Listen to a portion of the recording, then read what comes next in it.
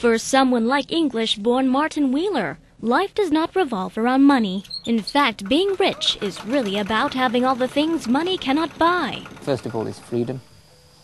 If you're tied into a city, then you can't get self-reliance. You're relying only on money.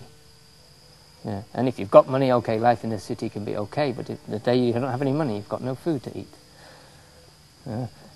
Here you get two things. You get freedom, but most of all what you get is something that money cannot buy, is a good society. People here share. People help each other without thinking about individual profit. Martin Wheeler has been living in Khon Kaen's remote Kamplalai village with his wife Rotana Rose for more than a decade. Moving out of England and from Bangkok's hustle and bustle, he says he prefers life in the countryside because the quality of life is not determined by income.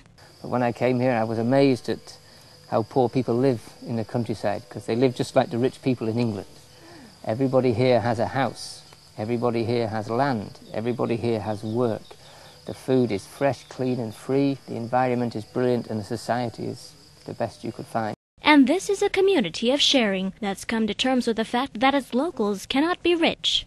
Thai people have been deceived by Westerners for years into thinking that everybody has the right to get rich. This is not true. Most Western people are very poor.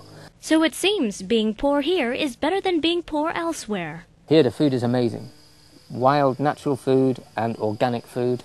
So I eat food that only the rich in England eat. Most Western people have to eat food that even the dogs don't want to eat. Here in Kamplalai village in Khon Kaen province, Kun Martin Wheeler not only grows banana trees you see back here, but also rice as well as mushrooms, making him over 40,000 baht a year, just enough to live a simple life.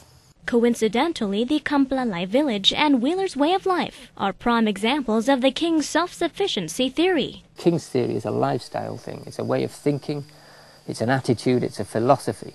So it touches on things like education, social development, environment, health, local government, law, crime. It covers every aspect of life. But this simple life is not for everyone. Don't think that life in the countryside is easy. So I've seen many middle-class people in Thailand, they want to come and do sufficiency economy farming, and they don't understand. Farming is hard work, you don't make much money.